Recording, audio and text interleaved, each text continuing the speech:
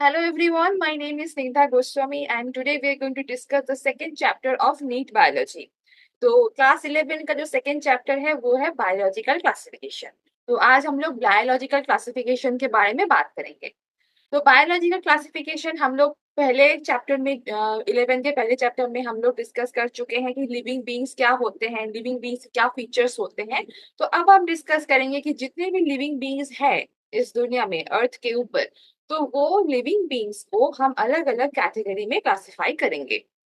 तो जितने living beings हैं, बहुत तरह के लिविंग बींग्स होते हैं, जैसे कि है फंगस है, प्लांट्स है, ह्यूमंस है, ये सारे लिविंग बींग्स हैं। लेकिन इन सबके फीचर्स काफी अलग हैं। बैक्टीरिया का फीचर ह्यूमन से काफी अलग है, राइट। तो ये जो अलग अलग फीचर्स है, इसके बेसिस पे 5 किंगडम बना गया था।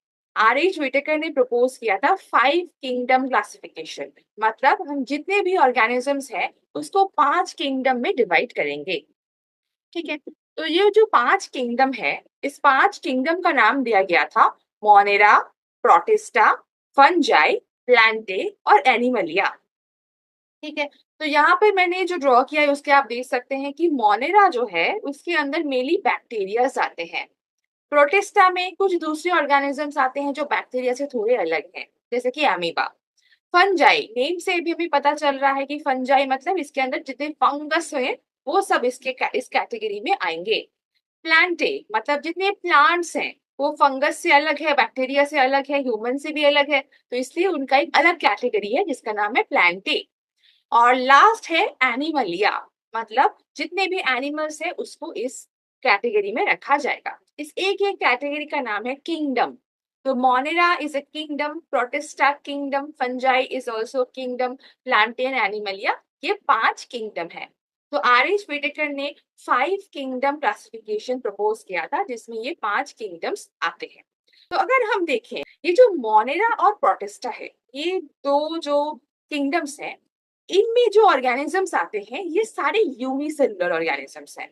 इसके अलावा तो जो जो किंगडम्स हैं, फंजाई, प्लांटे और एनिमलिया, इनमें जो ऑर्गेनिजम्स हैं ये होंगे मल्टी सेलुलर। इनके बॉडी में मल्टीपल सेल्स मौजूद है, ठीक है।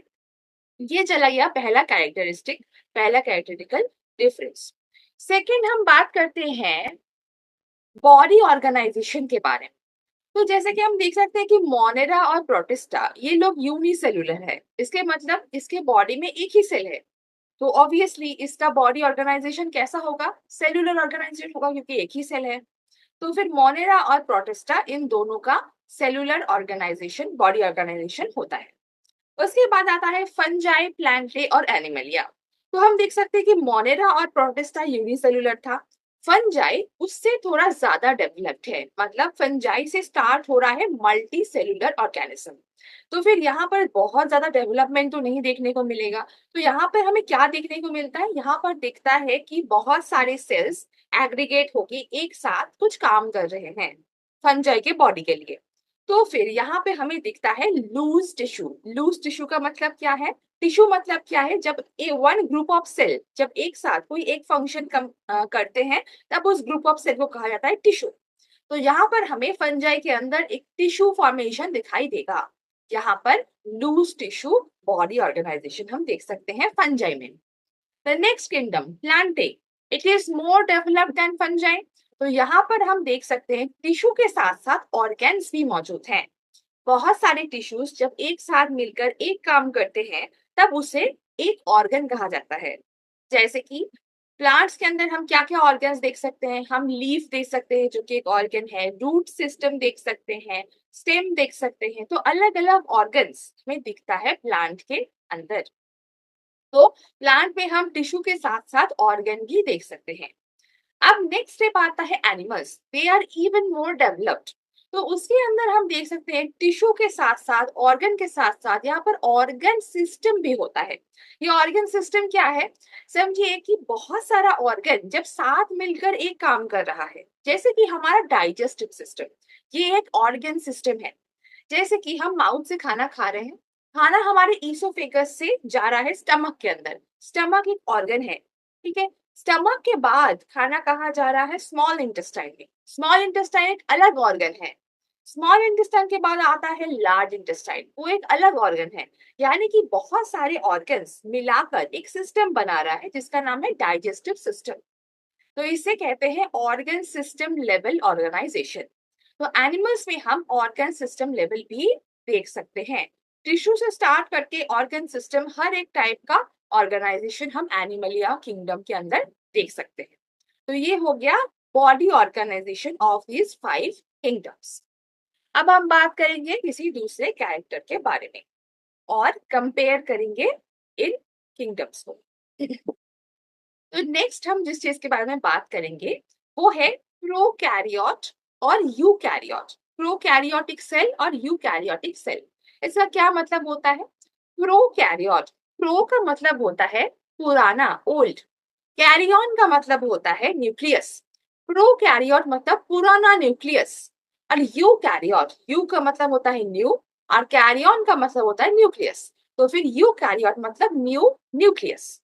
तो फिर जिन ऑर्गेनिजम्स के पास पुराना टाइप का न्यूक्लियस होता है उसे कहते हैं प्रोकैरियोट, और जिन ऑर्गेनिजम्स के पास न्यू तरीके का न्यूक्लियस होता है उसे कहते हैं यूकैरियोट। कि पुराना और नया न्यूक्लियस क्या चीज है? तो आप अगर यहाँ पे देखेंगे तो मोनेरा जो किंगडम है उसमें जो ऑर्गेनिजम्स आते हैं वो सारे प्रोकैरियोट्स हैं, और बाकी के सारे किंगडम्स प्रोटिस्टा से स्टार्ट करके एनिमलिया तक सारे हैं यूकैरियोट्स। क्या मतलब है? ये जो सेल मैंने दो ड्रॉ किया है, एक प्रोकैरियोटिक सेल, एक यूकैरियोटिक सेल। प्रोकैरियोटिक सेल के अंदर भी जेनेटिक मटेरियल मौजूद है, डीएनए या फिर आरएनए। यूकैरियोटिक सेल के अंदर भी जेनेटिक मटेरियल मौजूद है, डीएनए या फिर आरएनए। तो ये जो जेनेटिक मटेरियल है प्रोकैरियोटिक सेल के अंदर, ये जेनेटिक मटेरियल किसी मेम्ब्रेन से कवर्ड नहीं होता है। तो इस टाइप के न्यूक्लियस को कहते हैं न्यूक्लियोइड और पुराना टाइप ऑफ न्यूक्लियस। तो ऐसे सेल को कहा जाता है प्रोकैरियोट। और जो न्यू टाइप का सेल है यूकैरियोट जो है, उसका जो जेनेटिक मटेरियल है उसके पास उसके चारों ओर एक मेम्ब्रेन है, it is a membrane bound. तो इसे कहा जाता है प्रॉपर न्यूक्लियस, एक्चुअल न्यूक्लियस। इसके चारों ओर एक न्यूक्लियर मेम्ब्रेन होता है, मेम्ब्रेन बाउंड होता है जेनेटिक मटेरियल। तो इस टाइप के सेल को कहा जाता है यूकैरियोटिक सेल। यूकैरियोटिक सेल के अंदर मेम्ब्रेन बाउंड और ऑर्गेनेलीज भी प्रेजेंट होते हैं जो प्रोकैरियोटिक सेल में प्रेजेंट नहीं होते हैं। तो अगर हम देखें इन पांचों किंगडम्स को, तो 5 किंगडम में से मोनेरा के अंदर जो ऑर्गेनिजम्स है वो सारे प्रोकैरियोट्स है, यानी कि जितने प्रोकैरियोटिक ऑर्गेनिज्म थे उनको रखा गया है इस किंगडम के अंदर, मोनेरा के अंदर। और जो यूकैरियोटिक ऑर्गेनिजम्स हैं वो बाकी सारे किंगडम्स के हैं, प्रोटिस्टा, फंजाई, प्लांटिया, एनिमलिया। अब बात करते हैं सेल वॉल के बारे में। तो जो बैक्टीरियाज होते हैं, जो मोनेरल्स होते हैं, उसमें सेल वॉल मौजूद रहता है। उनका सेल वॉल कैसा होता है? उनका सेल वॉल बना होता है पॉलीसैकेराइड और अमीनो एसिड से। पॉलीसैकेराइड, सैकेराइड मतलब क्या? शुगर। शुगर मौजूद होगा और अमीनो एसिड मतलब प्रोटीन्स। शुगर और प्रोटीन से बनता है इनका cell wall. The next kingdom that is protista. Protista में बहुत सारे डिविजन्स हैं।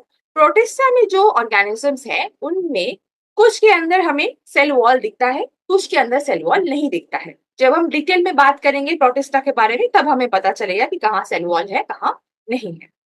The next kingdom that is fungi. Fungi के अंदर हमें सेल वॉल दिखता है, लेकिन इनका जो सेल वॉल का कॉम्पोजिशन है ये बैक्टीरिया से यानी कि मोनेरा से काफी अलग है। फंजाई में हमें जो सेल वॉल दिखता है वो बना होता है एक स्पेशल मटेरियल से जिसका नाम है काइटिन। काइटिन सेल वॉल सिर्फ और सिर्फ फंगस में ही देखने को मिलता है। तो काइटिन से बना हुआ सेल वॉल फंगस का प्रॉपर्टी है। Next kingdom that is Plantae. Plantae में भी यानी कि प्लांट्स में भी हमें, प्लांट सेल के अंदर हमें सेल वॉल दिखता है। तो प्लांट्स का सेल वॉल बना होता है सेलुलोज से। प्लांट्स का सेल वॉल सेलुलोज से बनता है जो कि फंगस और बैक्टीरिया से काफी अलग है। तो प्लांट्स में हम जो सेल वॉल देखेंगे वो सेलुलोज से बना हुआ है। एनिमल्स में कोई सेल वॉल नहीं होता है। ये हमें पता है कि एनिमल सेल में कोई भी सेल वॉल नहीं होता है, सेल वॉल एब्सेंट रहता है एनिमल सेल्स में। तो ये हो गया सेल वॉल का कंपैरिजन।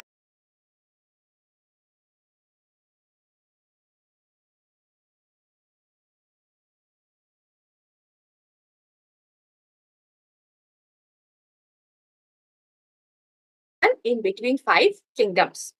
अब हम बात करेंगे मोड ऑफ न्यूट्रिशन, यानी कि ये लोग न्यूट्रिशन कैसे लेते हैं, क्योंकि ये सेल्स हैं, सेल को ग्रो करने के लिए न्यूट्रिएंट्स चाहिए। तो ये न्यूट्रिएंट्स कहाँ से लेते हैं, कैसे जिंदा रहते हैं, ये हम देखेंगे मोड ऑफ न्यूट्रिशन। तो मोड ऑफ न्यूट्रिशन जो है, पहले हम बात करते हैं मोनेरा के बारे में। मोनेरा में हमें दो टाइप का मोड ऑफ न्यूट्रिशन दिखता है, एक है ऑटोट्रॉफिक, दूसरा है हेटेरोट्रॉफिक। ऑटोट्रॉफिक, ऑटो मतलब सेल्फ, ट्रॉफिक मतलब न्यूट्रिशन। सेल्फ न्यूट्रिशन मतलब ये खुद अपना न्यूट्रिशन बना सकता है।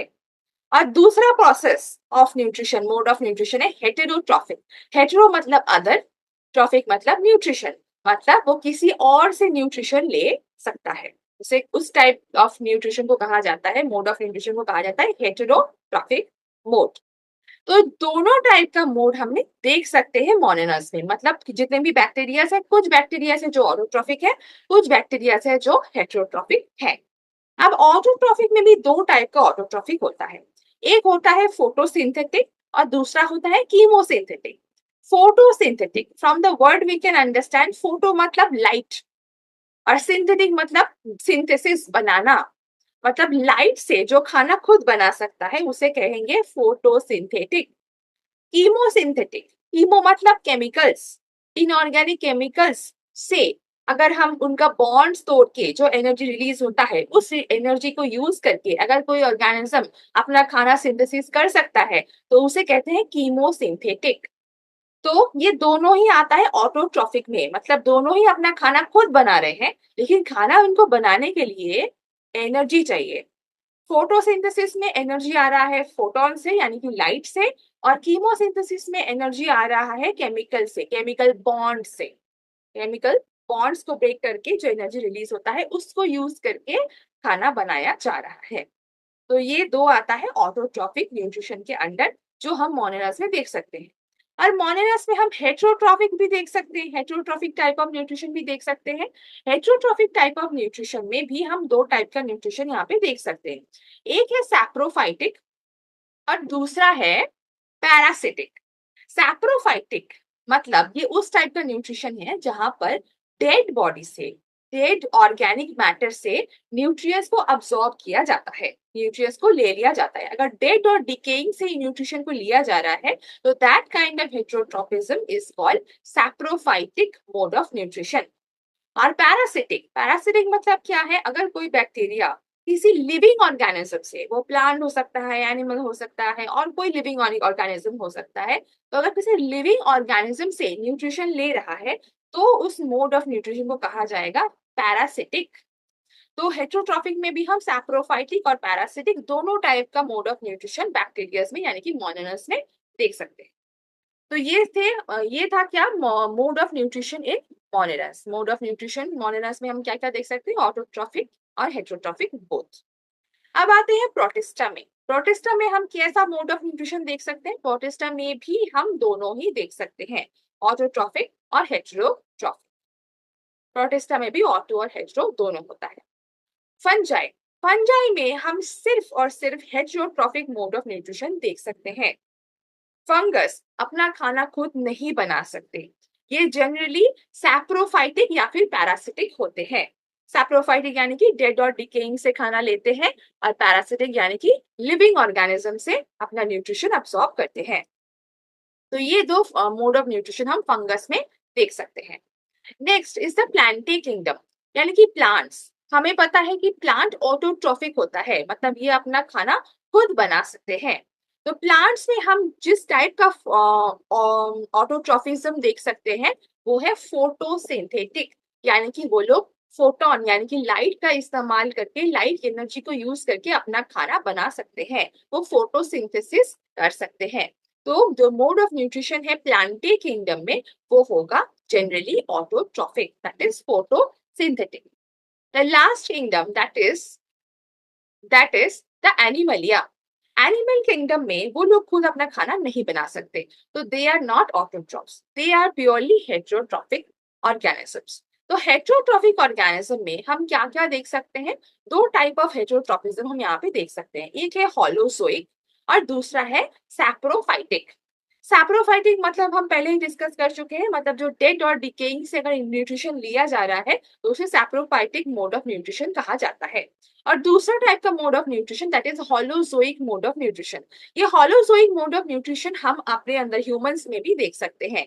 हम लोग क्या करते हैं, हम लोग फूड पार्टिकल्स जो है उसे पूरी तरीके से अपने अंदर ले लेते हैं, उसके बाद उसमें से न्यूट्रिशन लेते हैं। तो that is holozoic mode of nutrition जो हम देख सकते हैं एनिमल्स में, एनिमल या किंगडम के अंदर। तो अब हम बात करेंगे एक एक करके हर एक किंगडम के बारे में। तो हर एक हमने एक कंपैरिजन कर लिया पांचों किंगडम में। अब हम लोग डिस्कस करेंगे एक एक किंगडम के बारे में। हम देखेंगे एक एक किंगडम में कैसे टाइप के ऑर्गेनिजम्स हैं, वो कैसे काम करते हैं, तो हर एक के बारे में हम जानेंगे। तो सबसे पहले हम जिसके साथ स्टार्ट करेंगे, the first kingdom that is Monera. So Monera जो फर्स्ट किंगडम है, हम जानते हैं मोनेडन्स आर बेसिकली द बैक्टीरियस। जितने बैक्टीरियस है वो सारे मोनेरा किंगडम में आता है। अब मोनेरा किंगडम में भी थ्री टाइप्स ऑफ मोनेडन्स हमें दिखते हैं। एक है आर्की बैक्टीरिया, दूसरा है यू बैक्टीरिया और तीसरा है माइकोप्लाज्मा। ये तीन टाइप हम देख सकते हैं मोनेडन्स के अंदर। आर्की बैक्टीरिया में सेल वॉल होता है, यू बैक्टीरिया में भी सेल वॉल होता है, लेकिन माइकोप्लाज्मा में सेल वॉल नहीं होता है। तो फिर ये मोनेरा में क्यों है? क्योंकि मोनेरा का क्या कैरेक्टरिस्टिक्स है, मोनेडन्स वो है जो प्रोकैरियोट्स है और यूनिसेलुलर है। तो ये माइकोप्लाज्मा भी प्रोकैरियोटिक सेल है और यूनिसेलुलर है, इसलिए ये मोनेडन्स में आता है, लेकिन इसके अंदर कोई सेल वॉल प्रेजेंट नहीं रहता है। ये स्मॉलेस्ट लिविंग सेल है। तो माइक्रोप्लाज्मा, स्मॉलेस्ट लिविंग सेल का नाम है माइक्रोप्लाज्मा। तो ये विदाउट ऑक्सीजन भी सरवाइव कर सकता है और ये पैथोजेनेटिक भी है, मतलब ये ऑर्गेनिजम्स के बॉडी में डिजीज भी कॉज कर सकता है। अब बात करते हैं आर्की बैक्टीरिया और यू बैक्टीरिया के बारे में, इनके अंदर क्या डिफरेंसेस हैं।